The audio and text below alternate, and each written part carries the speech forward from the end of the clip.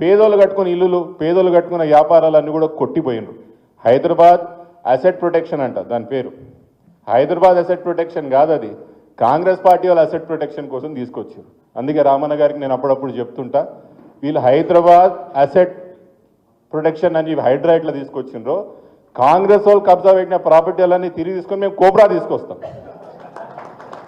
Congress party నుంచి కబ్జాలైనా, Congress party వాళ్ళు ఆక్రమించిన భూములన్నీ తిరిగి రికవర్ చేసుకోవడానికి మేము కోబ్రా తీసుకొస్తాం.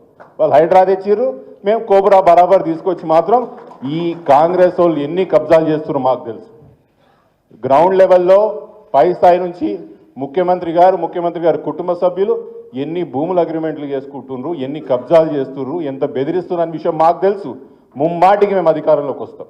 3 సంవత్సరాల తర్వాత అధికారంలోకి వచ్చిన తర్వాత కాంగ్రెస్ పార్టీ వాళ్ళు ఎక్కడెక్కడైతే కబ్జాలు పెట్టిర్రో, హైడ్రాన్ వాడుకొని ఎక్కడెక్కడైతే ప్రజలను బెదిరించి ఎవరైతే ఆస్తులు కొలగొట్టిర్రో, మేము అన్నీ కూడా అప్పుడు అసెట్ రికవరీ అన్నీ కూడా చేసి అప్పుడు న్యాయం ఏందో మేము చూపిస్తామని మనవి చేసుకుంటూ, రాయంద నియోజకవర్గంలో కానీ చేవల నియోజకవర్గంలో కానీ రామన్న మీకు మాటిస్తున్నా, ఎప్పుడు ఎన్నికలు వచ్చినా కూడా ఈ 2 నియోజకవర్గాలు ముమ్మాటికి బీఆర్ఎస్ జెండా ఎగురుతుంది, కేసీఆర్ గారి నాయకత్వం నిలబడుతుంది, కేసీఆర్ గారి నాయకత్వం నిలబడుతుంది అని చెప్పి మీ అందరు సాక్షిగా రామన్న కూడా మాటిస్తూ సెలవు తీసుకుంటున్నాను. నమస్కారం.